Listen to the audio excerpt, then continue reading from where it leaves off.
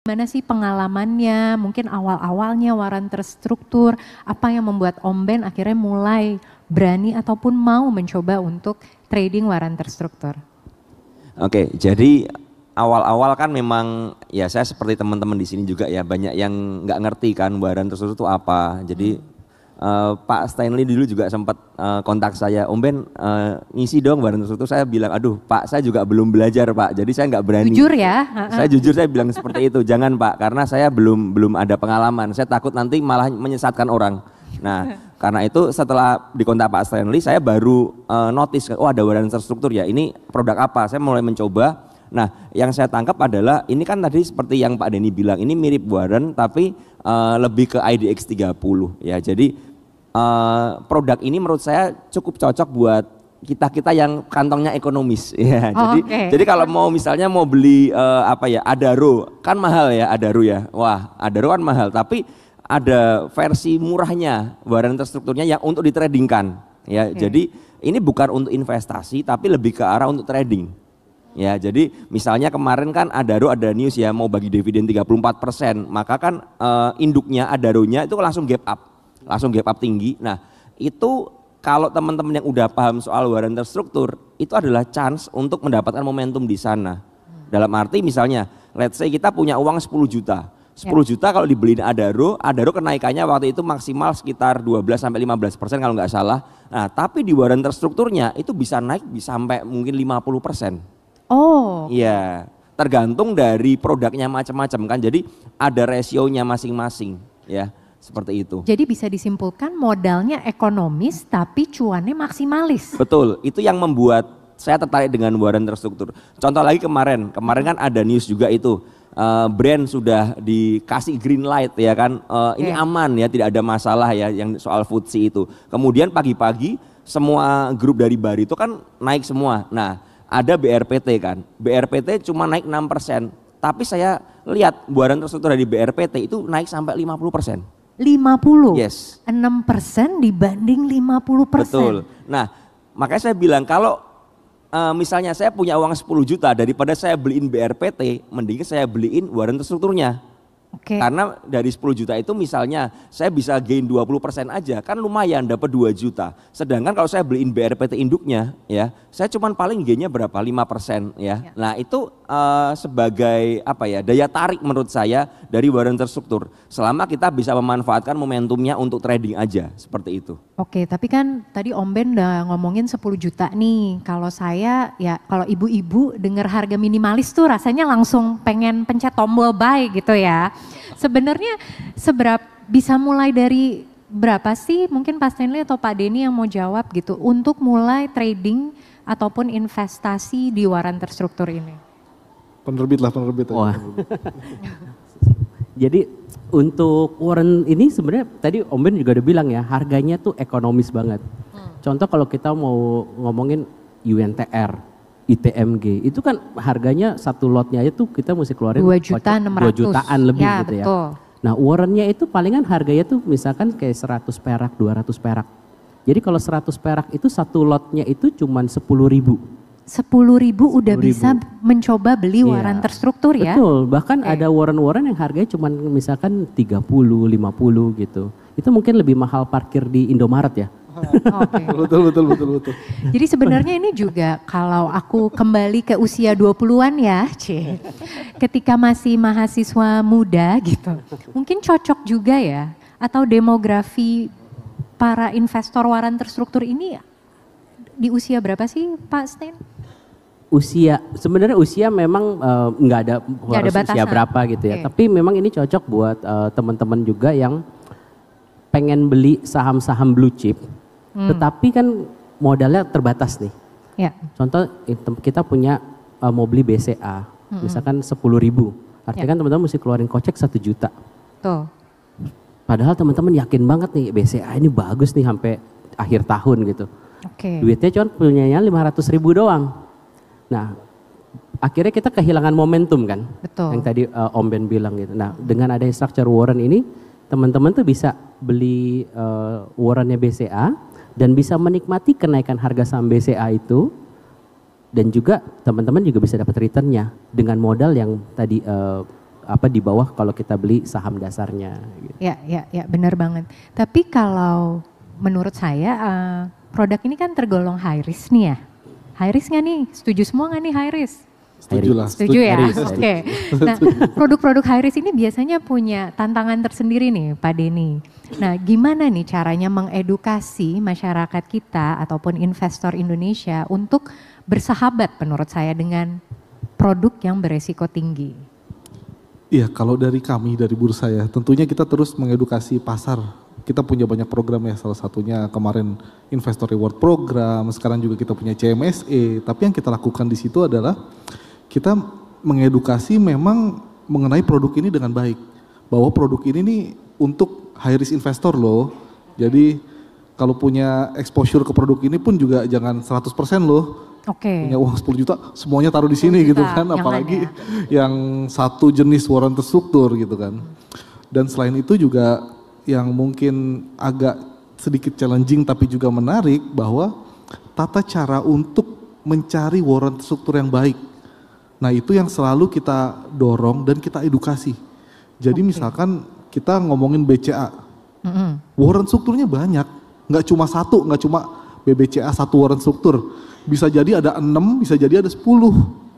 Jadi warrant terstruktur dengan satu saham, ini ada beberapa pilihan ya Pak? Ada beberapa pilihan dan kita selalu memberikan edukasi ke investor itu bagaimana cara mencari warrant struktur melihat sensitivitasnya.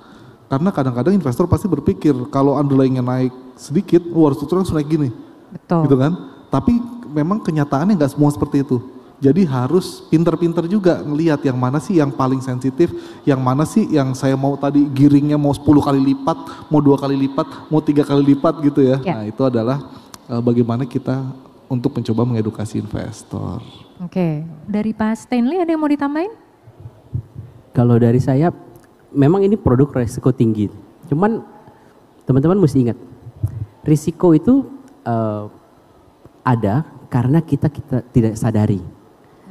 Makanya kita harus pelajari dulu. Nah kalau teman-teman sudah mempelajari dan teman-teman paham, sebenarnya risiko itu bisa dimitigasi. Gitu kan. Dengan cara apa? Misalkan diversifikasi, modal teman-teman 10 juta, belinya 2 juta saja. Gitu kan. Jadi yang penting kalau menurut saya tadi Pak Denny juga bilang kan tentang edukasi, itu yang paling penting teman-teman. Kalau kita bisa mengukur, maka kita bisa memanage.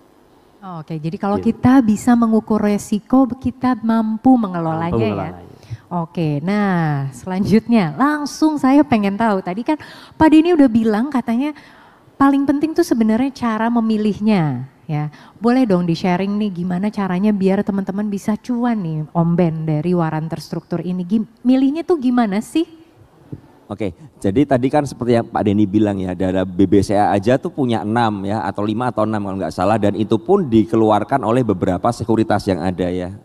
Nah saya beruntung di sini ada Pak Stanley karena juga ini produk yang paling saya suka adalah dari RHB. Kenapa begitu? Selalu ada alasannya ya. Jadi ini bukan karena ada Pak Stanley ya, enggak. Tapi memang karena saya sebelum kenal Pak Stanley saya udah suka. Langsung kasih love dulu. Iya, tolong nanti ditransfer. Enggak. Jadi bercanda. Jadi ini teman-teman. Kenapa saya memilih dari RHB? Karena yang pertama ada likuiditasnya. Ya, jadi ada liquidity provider yang cukup stabil. Ya, itu yang pertama. Dan yang kedua adalah sensitivitasnya.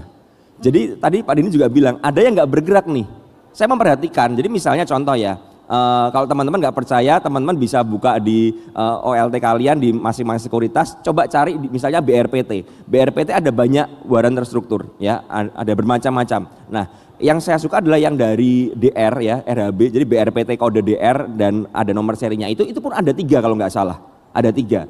Yang membedakan apa? Ada yang masa expirednya itu udah dekat, ada yang masih panjang. Saya selalu memilih yang masih paling panjang.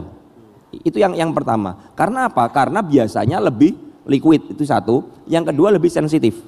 Jadi pergerakan dengan induknya itu rasionya lebih bagus. Nah itu yang saya pilih. Jadi saya memperhatikan yang pertama likuiditas, yang kedua adalah yang mengeluarkan siapa, dan yang ketiga adalah sensitivitasnya, yang keempat adalah expirednya. Semakin dekat expired date maka akan tidak liquid, itu yang pertama. Dan yang kedua tidak sensitif lagi biasanya. Nah itu yang jadi pertimbangan. Nah, karena kan kita ini kan dari waran terstruktur ini kita harus memperhatikan induknya juga. Kalau induknya turun, waran terstrukturnya pasti turun.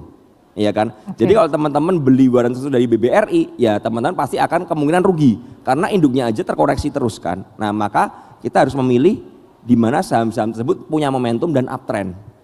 Oke, jadi berarti dalam pemilihan sebenarnya saya melihat kita cek di induknya dulu nih ya. Oh, habis itu apakah induknya bergerak uptrend itu naik ataupun downtrend. Tapi gimana caranya kita tahu momentum untuk uptrendnya nih Om Ben?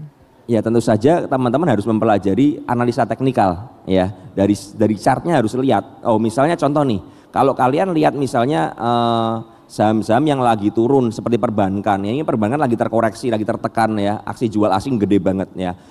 BBRI dari harga 4.800 terus turun. Nah itu kalau saya sebagai bikin trading waran terstruktur, saya nggak akan pilih BBRI.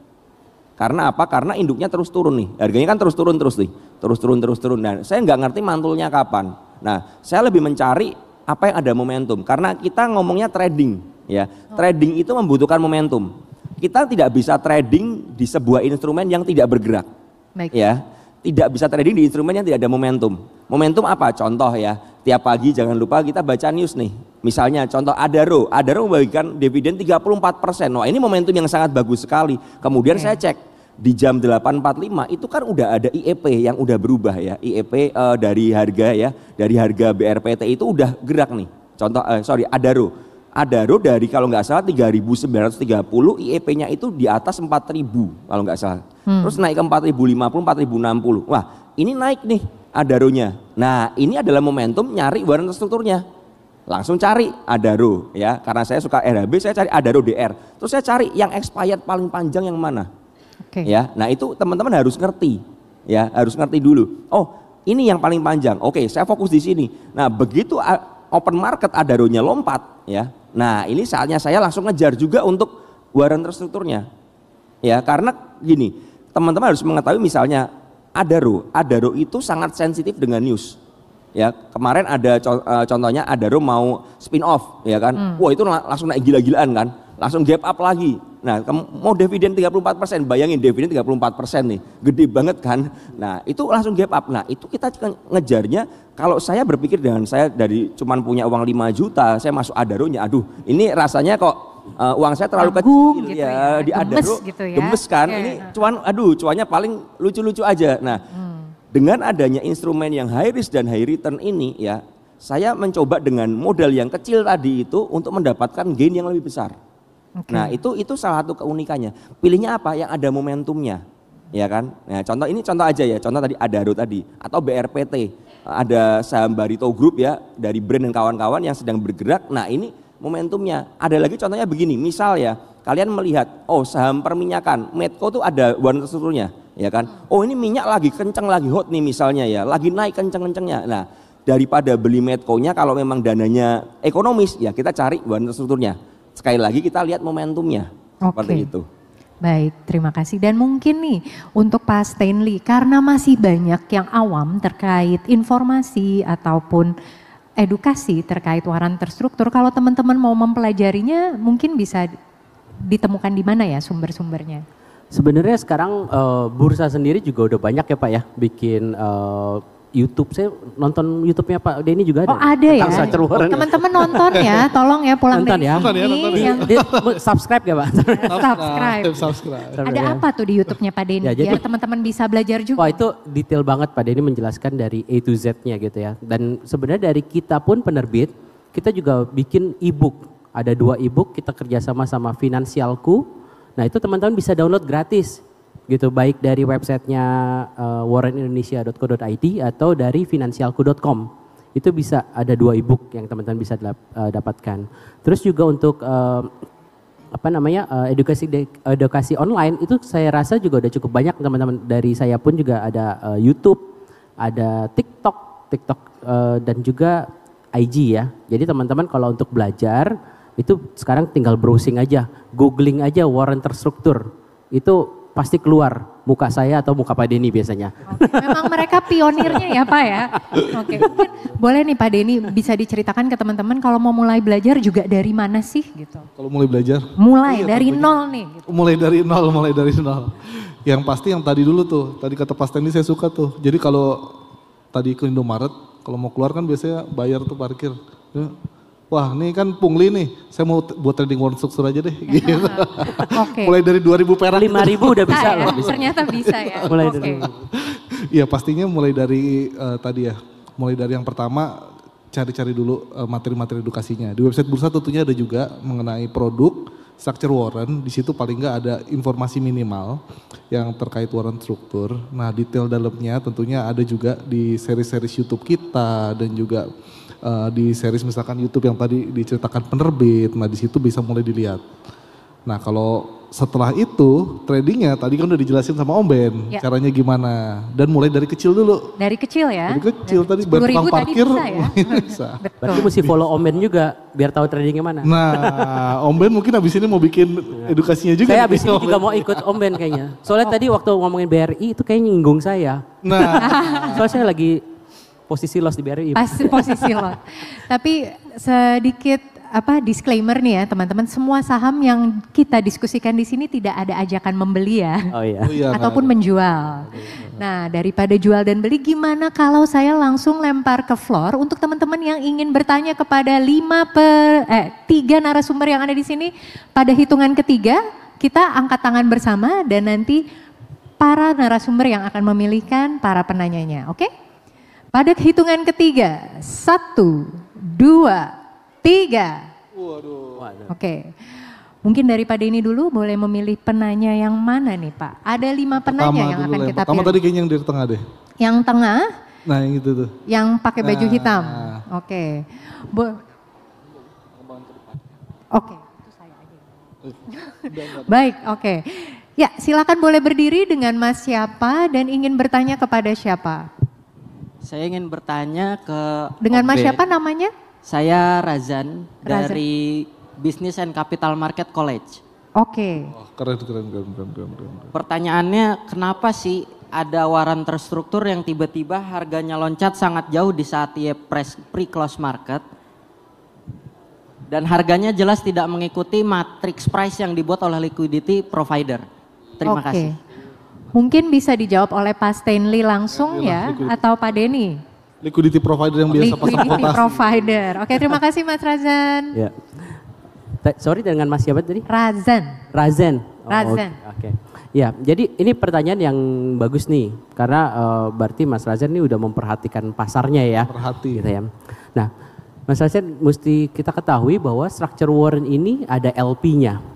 Nah, LP itu akan bergerak itu ketika pasar reguler saja. Nah pasar reguler itu berarti jam 9 sampai dengan jam 15.59 gitu ya. Nah tadi kan pertanyaannya kenapa di pre-closing suka tiba-tiba gap up atau gap down gitu ya, jauh lagi jaraknya. Nah itu karena ada beberapa transaksi yang dimasukin di pasar pre-opening. Misalkan dia udah masuk pre-opening dan mekanisme pasar adalah harga yang udah dimasukin duluan, first in first out kan. Jadi yang pertama udah dimasukin misalkan harganya sebenarnya 100 rupiah. Lalu tiba-tiba dia masukin dia mau beli di 200. Nah karena dia masukinnya dari pre-opening, maka pada saat marketnya open dan LP-nya jalan sistemnya, otomatis itu akan done di 200. Seperti itu. Tetapi sebenarnya Mas Razan itu nggak perlu khawatir karena biasanya itu cuman ada yang iseng saja sih. Dan itu biasanya lotnya cuman kayak 1 lot, 2 lot. Dan itu akan balik lagi ke harga teoritisnya gitu. Makanya kalau dari RHB kita tuh juga mengeluarkan yang namanya matrix warrant. Nah matrix warrant itu adalah acuan harga teoritis dari suatu warrant. Jadi kalau harga sahamnya 10.000 di matriksnya misalnya ditulis harga warrantnya 100. Nah kalaupun pagi itu ada yang istilahnya pump sampai 200, itu nanti akan balik lagi ke 100 secara otomatis setelah pasar regulernya dibuka. Gitu. Dan kedua, sebentar lagi juga bursa akan mengaktifkan ini ya Pak ya, batasan ya Pak ya. Jadi nanti itu akan ada peraturan baru dari bursa yang akan menjaga supaya harga warrant itu tidak gapping up tiba-tiba seperti itu atau gapping down gitu. Jadi kita tunggu aja karena ini kan produknya baru ya, jadi masih banyak peraturan-peraturan baru yang akan kita masukkan untuk bisa menyesuaikan supaya investor itu semakin nyaman gitu Mas Resen. Thank you pertanyaannya. Semoga menjawab Mas Razan. Mungkin nanti pulang dari sini langsung cek video YouTube-nya Pak Denny ya. Nah, ada semua di sini. Jangan lupa subscribe and like. Omen. Oke. Dan lanjut ke penanya kedua. Sekali lagi pada mungkin yang belakang-belakang nih Pak Stanley, boleh. Saya lihat tadi yang paling itu tuh di depan speaker ya. Dari tadi ada dua tuh, boleh dipilih tuh. Yang mana yang nih? Agak depan, iya. Oke, baik sudah. Boleh disebutkan nama dan asalnya, Mas? Baik, selamat pagi. Kenalin aku Rizky dari Palembang, Mbak. Dengan Mas Isi? Rizky. Oh, Rizky. Dari Palembang. Tepuk tangan teman-teman, jauh banget ini. Hebat. Oke. Aku dari 2022 ikut CMSC, waktu itu masih online ya. Iya, waktu itu masih online. Alhamdulillah 2024 bisa kesini ikut CMSC di sini. Oke. Alhamdulillah. Saya tadi tertarik sama Om Ben sih. Om Ben banyak banget nyepil tentang Adaro ya. Tentang dividen Adaro. Nah, pertanyaan saya itu apakah pemegang waran terstruktur nanti akan dapat dividen? Kalau kita megang Adaro kan, waran strukturnya kan Adaro bagi dividen gitu. Yang kedua itu ini boleh minta rekomendasi nggak sih kepada Om Ben? Om Ben ya. Menurut pandangan Om Ben gitu mengenai Adaro, apakah setelah bagi dividen akan ada dividen trap atau lebih baik di hold gitu? Karena ada spin off tadi kan, dimana kalau nggak salah pemegang saham lama itu bisa beli AAI langsung gitu. Itu aja Om Ben dua. Makasih. Oke, terima kasih untuk pertanyaannya dan ini sekali lagi fokus di waran tapi fokus di waran dulu ya. Kita disclaimer on ya. Jadi kenapa saya ngomongnya Adaro bukan karena apa-apa, karena memang yang terdekat ini contohnya adalah Adaro dan BRP. Baru kemarin soalnya. Iya, baru kemarin. Nah, pertanyaannya apakah dapat waran terstrukturnya? Kalau punya WT apa dapat dividennya? Tentu tidak. Tidak, karena itu adalah produk yang berbeda. Jadi produk yang berbeda. Jadi jangan mengharapkan gini, kalau kita ngomong waran terstruktur, yang pertama hindari berinvestasi di sana. Kenapa saya ngomong begitu? Karena semakin mendekati expired date-nya, maka rasionya ya dengan harga induknya itu akan semakin turun. Contohnya begini, misal sekarang Adaro 3.800, mungkin waran terstrukturnya itu harganya 100 misal ya. Nanti ya 2 bulan lagi di harga 3.800 rasionya itu bisa cuma 80. Jadi semakin turun. Nah, kalau kita berinvestasi di sana, yang terjadi adalah ya kita akan mengalami penyusutan aset ya. Walaupun harga induk gak bergerak ya. Tapi hati-hati karena semakin dekat expired akan ada update berkala ya Pak Stanley ya. Nanti di websitenya dari RHB itu ada ya, ada rasionya. Nah, rasionya kalau harga sekian tuh warannya berapa. Nah, itu hati-hati. Makanya saya bilang di waran terstruktur itu kita trading aja. Kalau mau investasi di mana? Di induknya, ya. Jadi seperti itu ya. Nah, kalau untuk yang dividen ya saya nggak jawab deh karena ini beda ya. Beda ya. Baik, semoga menjawab ya Mas Rizky. Dan mungkin saya bisa tambahin sedikit. Boleh. Tentang dividen, Mas. Jadi memang warren itu tidak mendapatkan dividen. Tetapi kalau kan logikanya gini, kalau ada dividen biasa sahamnya turun dong. Misalkan dividennya 10%. Maka sahamnya akan turun sebesar 10% kan. Wah, kalau saya punya warrennya 10% dikalikan dengan misalkan 3 kali 30%. Rugi dong pegang warrennya kan. Pasti Masnya tadi pikir gitu kan. Nah, tenang aja Mas. Kalau untuk DR warren kita ada namanya adjustment. Kita akan adjust di rasio dan juga strike price-nya. Jadi sebenarnya dengan adanya penurunan di harga sahamnya itu tidak akan mempengaruhi pergerakan di warrennya pada saat X date. Ya, karena kan X date itu otomatis turun ya teman-teman ya, sesuai dividennya.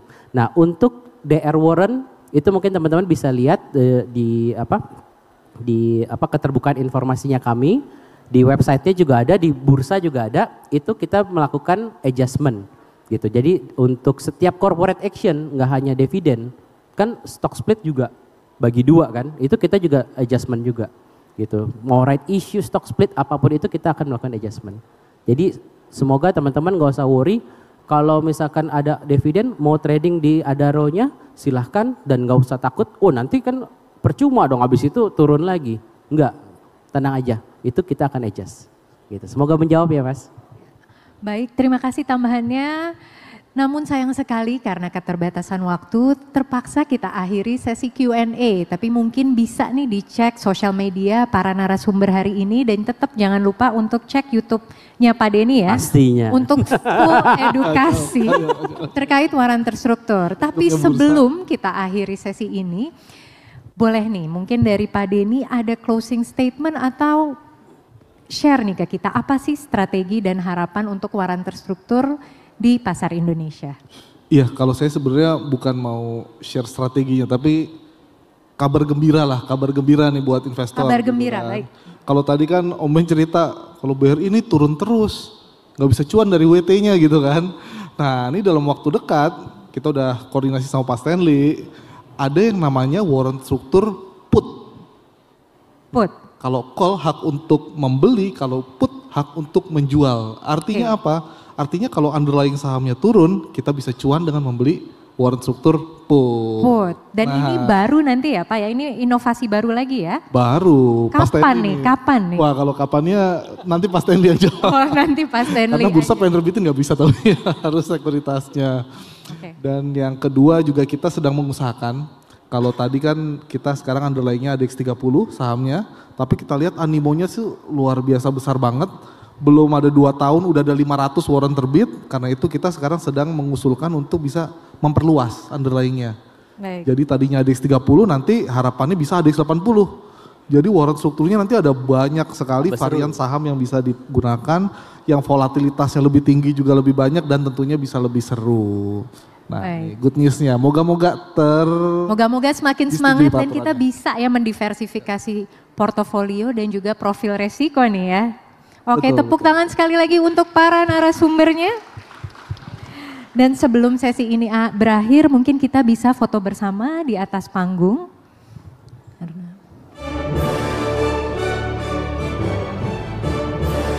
Di tengah sini, Bapak-bapak. Baik, sambil berfoto bersama Mbak Alia dan juga para narasumber, izin ya saya untuk mengingatkan untuk teman-teman semuanya untuk mengikuti sesi obrolan kita di main hall. Tolong kerjasamanya untuk tidak melakukan aktivitas makan dan juga minum ya. Betul sekali. Dan juga kami kita perlu ingatkan lagi bahwa nanti setiap sesi talk show akan muncul QR code ya. Sekarang kita coba untuk munculkan QR code untuk door prize-nya yang akan kita undi siang nanti. Betul. Ya. Jadi silakan teman-teman boleh tolong dibantu untuk ditampilkan. QR code yang saat ini sudah tampil dan nantikan mudah-mudahan rekan-rekan yang mengikuti sesi pagi ini bisa keluar menjadi pemenang di pengumuman door prize siang hari nanti ya. Baik, dan sekarang kita akan kembalikan lagi kepada moderator kita, Mbak Alia, silakan dilanjutkan. Gimana semuanya? Udah mulai paham tentang waran terstruktur? Udah siap trading waran terstruktur? Ingat ya, produk derivatif ini memang memiliki high risk tapi juga memiliki potential return yang luar biasa. Dan kali ini kita bisa lanjut untuk sesi talk show kedua kita karena kita akan kenalan nih dengan produk yang masih baru banget. Walaupun masih baru tapi soft launchingnya ini sudah terjadi ya di tahun 2024 ini. Dan kembali lagi kita akan membahas cuan maksimal modal minimal dengan produk baru yaitu single stock future.